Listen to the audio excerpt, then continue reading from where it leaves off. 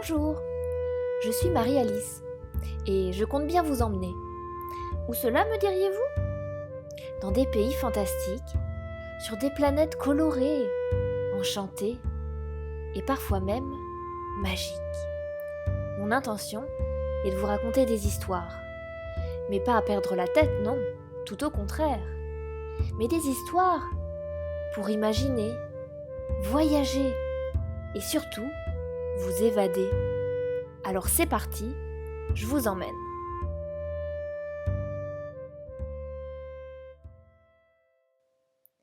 La princesse de corail.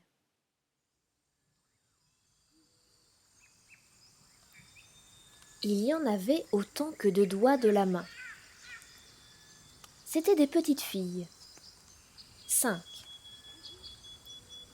Et elles avaient des noms de fillettes. Leur maman les appelait Rosée du matin, Fleur de pandanus, Crème de coco, Bouton de palmier et Parfum de jasmin. Ces petites filles n'avaient plus de papa. Ils s'étaient un jour disputés dans la jungle avec un éléphant. Et voilà comment ça a tourné. Vous ne savez pas comment? Mal.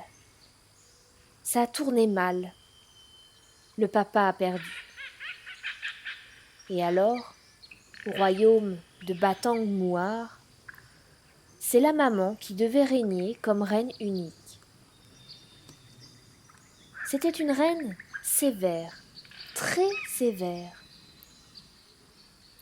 Et elle avait la langue si bien pendue que c'était plaisir de l'entendre. Quand l'envie lui en prenait, elle savait crier comme le coq le plus fâché. Dans les disputes, elle surpassait les singes. Et les buffles paresseux en entendaient de toutes les couleurs. Dans tout Sumatra, les gens se disaient « La reine unique, bonne gens, elle sait régner, elle !» C'est vrai qu'elle le savait. N'allez pas croire qu'elle supporta que ses filles aient les ongles noirs. Pensez-vous qu'elle leur aurait permis d'avoir le nez qui coule, des larmes au bord des paupières, les cheveux au vent? Non. Elle ne le leur aurait jamais permis. Et elle était ainsi, la reine. Comme d'habitude, la plus jolie de ces petites princesses était la plus jeune. Ce n'est jamais autrement dans les contes, et il faut croire que ça doit être comme ça. Ainsi donc, la plus belle, c'était justement celle qui s'appelait Parfum de jasmin. Elle avait les yeux comme 2 fontaines sans fond, qui voulaient s'y mirer, s'y rafraîchissaient un instant, remercier bien poliment et quitter vite le royaume. Par toutes les noisettes, elle en a des prunelles, se disaient les mamans singes. Des yeux pareils iraient bien au bébé singe. Et à tout instant, elle voulait emprunter ses yeux à la princesse. Allons, voyons, rétorquait Parfum de jasmin, en leur faisant bien voir ses jolies dents noires de bétel. Et elle ne prêtait rien du tout. Les singes lui reprochaient son avarice, et les autres princesses riaient beaucoup de tout cela. Les pensées de ces princesses se dirigeaient vers les princes des royaumes voisins. Il y en avait tout juste autant que de doigts de la main, mais ils ne s'appelaient pas Poussée, Majeur, Auriculaire, non, ils s'appelaient tout autrement. Chez eux, à la maison, on leur disait Prince Petite Flamme, Prince Petite Pierre, Dauphin 1, 2, 3, Prince ça ne fait pas, et Monsieur Frêle Esquif, qui était le soupirant de Parfum de jasmin. Eux aussi les princes louchaient du côté des princesses du royaume de Batang Noir, à un point que je n'ai pas assez de mots pour vous le dire. Mais la maman, la reine unique, elle ne voulait même pas entendre parler de fiancés aussi ordinaires pour ses filles. Elle avait en vue des plus riches fiancés des pays lointains, à beaucoup plus qu'un jet de pierre, beaucoup trop loin, pour qu'on puisse y envoyer une plume légère d'un souffle. C'est la raison pour laquelle elle conçut pour les 5 princes des tâches que jamais personne n'avait accomplies. Ceci pour ne pas avoir à leur donner ses chères filles en mariage. « Écoute, avait-elle dit un beau jour au prince Petite Flamme, si tu dresses pour ma fille Rosée du matin un pavillon de parfums d'orchidées sur la mer, alors tu la recevras pour femme. » Le prince se mit à l'ouvrage. Il bâtit et bâtit, mais rien n'en sortit. Pour finir, de honte, il retomba sur la terre. La reine s'adressa alors au 2e soupirant. « Écoute, prince Petite Pierre, le piqua-t-elle au vif. Si Fleur de Coco te plaît, rapporte-lui du pays, sous la terre, un collier d'antennes de lune. Je te donnerai sa main. » C'est en vain que le prince Petite Pierre chercha un tel bijou. Il n'en avait pas à vendre au marché, personne n'en avait perdu, il n'en trouva même pas dans les balayures. Pour finir, de honte, il se sauva dans la jungle, et on ne le revit plus jamais. Le prince royal 1, 2, 3 et le prince ça ne se fait pas n'attendirent pas que la reine leur impose l'une ou l'autre tâche tout aussi impossible. Ils s'accordèrent avec d'autres princesses. Le prince héritier 1, 2, 3 prit pour épouse la reine des buffles, et le prince ça ne se fait pas se fiança à une fée papillon. Seul Monsieur Frêle Esquif ne se laissa pas dissuader. « Je veux épouser Parfum de Jasmin, et seulement elle, pas une autre !» proclamait-il sur tous les toits, partout où il passait. Au point que la reine unique en fut fort vexée. « Alors, si tu la veux, fais bien attention, espèce d'entêté, » lui dit-elle un jour. « Coupe une noix de coco, retire-en l'obscurité et tisse-en au soleil un ruban pour les cheveux de ma fille. Si tu réussis, tu pourras épouser Parfum de Jasmin. » Le prince se mit à l'œuvre. Il coupa des noix de coco, tant et plus, mais aucune d'elles ne laissait sortir l'obscurité au soleil. « Difficile travail !» se plaignait le prince. « Où donc disparaît l'obscurité des noix de coco ? À l'intérieur, personne n'y fait de lumière. Il doit donc sûrement y faire noir. L'obscurité doit s'y trouver. Que le crocodile m'avale si je n'en tire pas par son toupet jusqu'à la lumière. » Mais il avait beau faire, il ne parvenait pas à faire sortir l'obscurité dans le soleil en le retirant de la noix de coco. Pour finir, il prit place sur un bateau et vogua au loin, jusqu'à l'île de Pagaï. Il envoya un message à Parfum de Jasmin pour lui annoncer qu'il l'attendrait jusqu'à la mort. Les princesses étaient très tristes du départ de leur amoureux, et elles pleurèrent à inonder les prés. Mais leurs larmes ne suffirent pas à ramener les princes.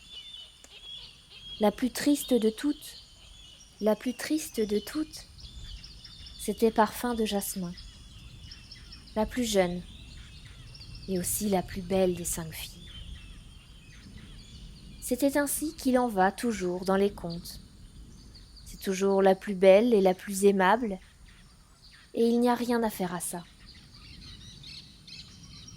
Quand Parfum de Jasmin reçut le message de son amoureux, elle se retira dans son coin et elle fit serment de ne jamais prendre d'autre mari que Monsieur Frêle-Esquif.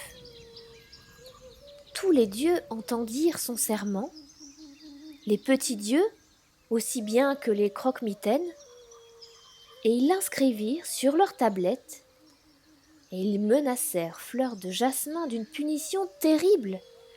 Si elle ne tenait pas parole, elle serait pétrifiée. Oui, changée en statue de pierre. La princesse leur répondit qu'elle préférerait encore se pétrifier tout de suite, si elle ne pouvait pas épouser son bien-aimé. C'est ainsi qu'elle était, la princesse, amoureuse. Entre-temps, la reine unique avait invité en son palais des princes des pays lointains. Il y en avait juste autant que de doigts de la main. Mais ils ne s'appelaient pas Poussé, Majeur, Auriculaire, non, rien de tel. Sur terre et sur mer, on les appelait prince chinois, prince byzantin, prince perse, prince malais et prince turc. Au moment où dans la baie de Bâton-Mouar, leurs nefs faisaient leur entrée majestueuse, il y eut un grand mouvement d'admiration ébahi parmi les sujets de la reine unique. « Regardez ça !» criait un vieux marin. « Ce bateau quadrangulaire ? Oui, celui-là, celui qui ressemble à une grosse truie prête à mettre bas, celui qui a des têtes de dragon à la proue et à la poupe. C'est certainement le bateau du prince de Chine, le prétendant de notre princesse Rosée du Matin. » Et le pêcheur de l'embouchure du fleuve des fourmis admirait. « Vous avez déjà vu, vous autres, un éléphant marcher sur la mer ? Si ce n'est pas le bateau du fiancé de notre princesse Fleur de Pandanu, que les poissons déchirent tous mes filets. Regardez-le, le persan, un turban blanc tout en or, le nez comme un bec de cygne, et comme il se tient fièrement, comme il avance sur les tapis les plus précieux. » Mais déjà un marchand forain indiquait le bateau de Byzance. Des centaines d'esclaves s'épuisaient sur les rames, qui sortaient de chaque côté du ventre du bateau comme d'un gigantesque mille-pattes. Regardez, regardez comme sa peau est étrangement blanche à ce prince byzantin. Qu'est-ce qu'elle va en faire, notre crème de coco ? Il faudra qu'elle le passe dans un bain de teinture, s'exclamait le marchand forain. Mais à ce moment-là, le prince turc en personne faisait entrer sa nef dans la baie. Les fez rouges, avec leurs pompons, les drapeaux rouges en haut des mâts, la mer tout autour, comme si elle brûlait, comme si elle était aspergée de sang.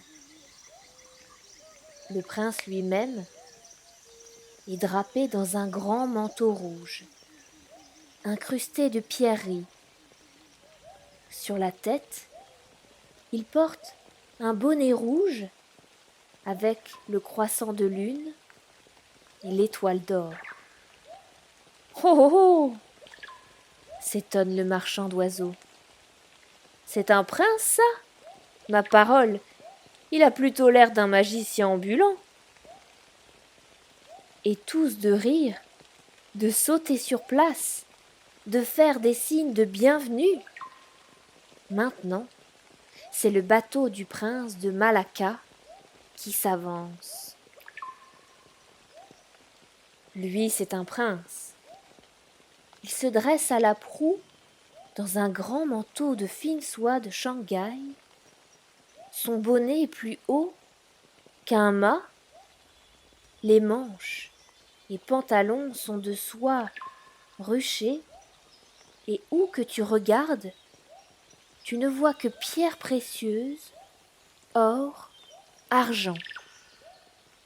Ce beau jeune homme aura pour fiancé Parfum de jasmin, c'est sûr.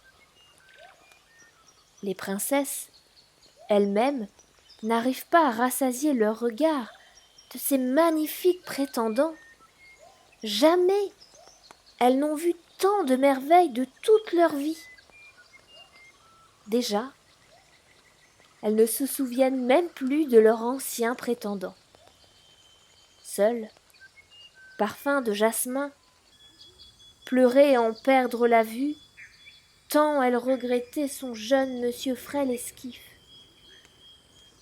Elle n'avait pas un seul regard pour le nouveau venu, aspirant à sa main. Et quand tout est prêt pour les noces, dans la grande salle du château royal, elle prie ses sœurs d'intervenir auprès de leur mère. « Chère petite sœur, parlez donc pour moi à notre mère, afin qu'elle me promette de rejoindre mon fiancé sur l'île de Pagaille. » Mais les princesses se moquent de leur jeune sœur. « Tu veux rejoindre ce prince déguenillé ? Tu veux aller vers ce nigaud ?» Telles étaient les réflexions de Rosée du matin, Crème de coco et Fleur de pandanus. Quant à Bouton de palmier, elle a composé pour se moquer de Parfum de jasmin un petit quatrain ironique.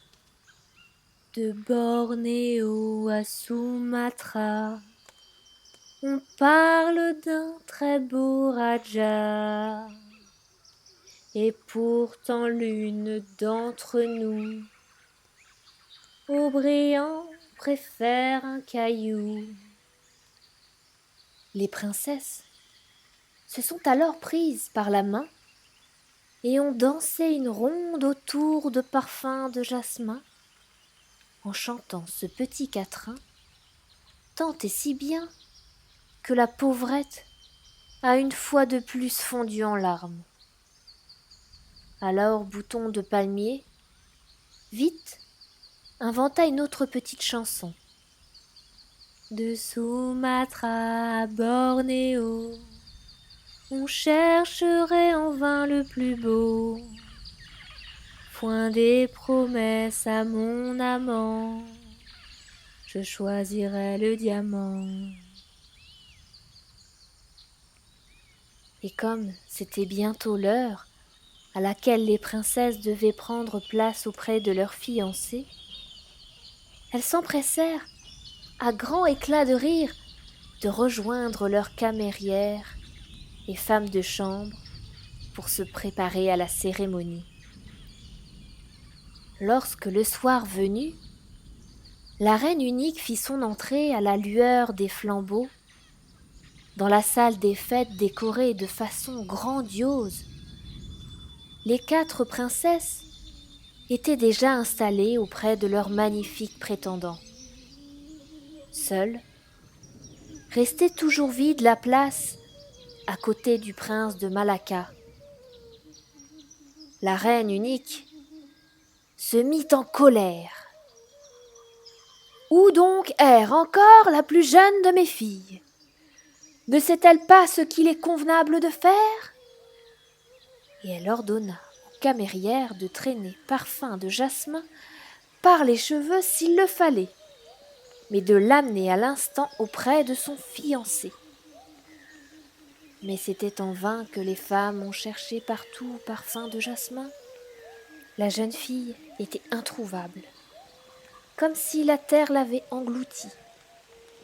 On regarda dans toutes les fleurs. On passa l'eau des fontaines à travers un voile de soie.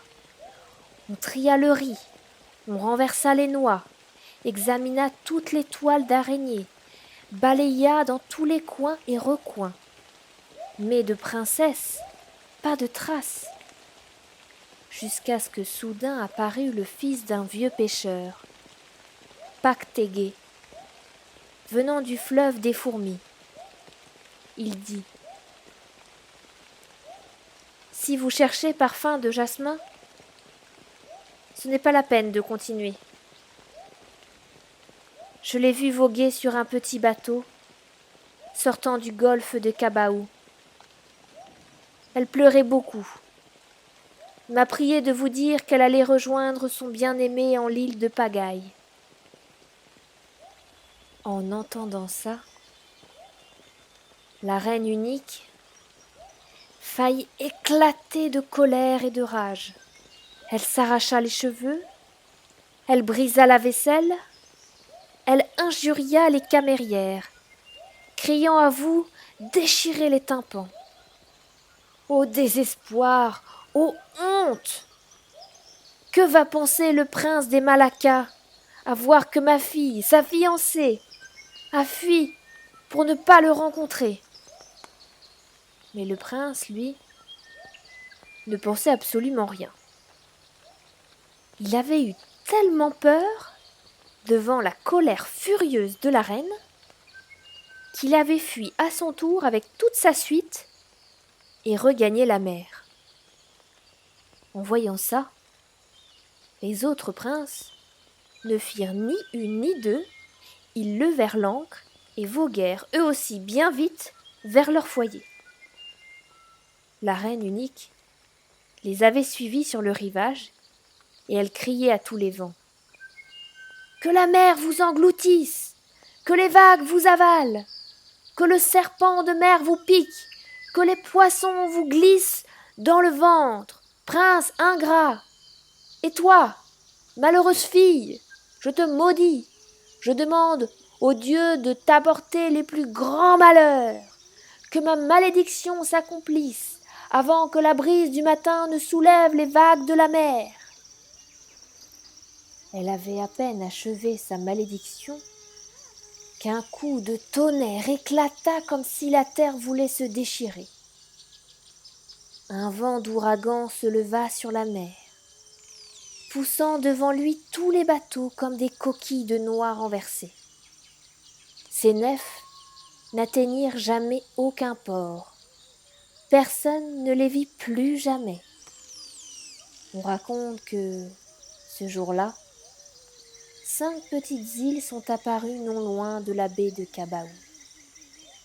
On raconte même que ces îles ont les formes de bateaux naufragés. Mais vous allez me demander ce qui est devenu de Parfum de Jasmin ? Eh bien voici. Son bien-aimé monsieur Frêle Esquif, elle ne le rejoignit jamais. Jamais elle n'aborda le rivage de l'île de Pagaille. La malédiction de sa mère l'avait atteinte en pleine mer.